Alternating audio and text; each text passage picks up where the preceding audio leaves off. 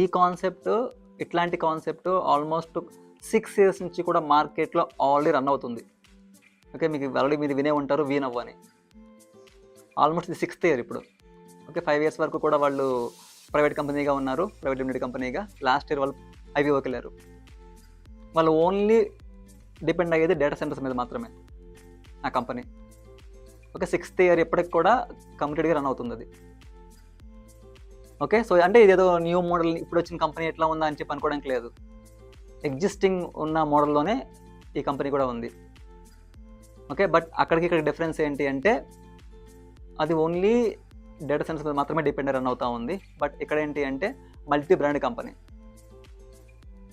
Company యొక్క chairmans కూడా strength ఉన్న పీపుల్. ఓకే, సో ఇంకొకటి అక్కడికి ఇక్కడ ఉన్న డిఫరెన్స్ ఏంటి అంటే ఏదైతే మనకి ఈ సెకండ్ ఇన్కమ్ ఉంది కదా, ఎవ్రీ మంత్ వాళ్ళకి వచ్చే రెంటల్ ఇన్కమ్ మీద 10 years వరకు ఇన్కమ్ రావడం, ఇది వీనోలో లేదు. ఓకే, సో ఇప్పుడు ఏ కంపెనీ ఉన్నా ఆ కంపెనీకి వచ్చే ఇన్కమ్ అనేది బ్యాక్గ్రౌండ్లో హెవీ ఉండొచ్చు, లెస్ ఉండొచ్చు, బట్ వాళ్ళు ప్రాఫిట్ ఎంత మిగిల్చుకుంటున్నారు important. Okay, let's say 100 rupees వచ్చినాయి అనుకోండి ఏ కంపెనీకి అయినా, ఒకళ్ళు 50% ఉంచుకుంటారు, ఒకళ్ళు 40% ఉంచుకొని రిమైనింగ్ కస్టమర్స్కి ఇస్తారు. ఓకే, ఆల్రెడీ ఈ కంపెనీకి బ్యాక్గ్రౌండ్లో హెవీ కంపెనీస్ ఉన్నాయి.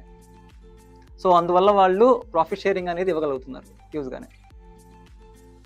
ఓకే.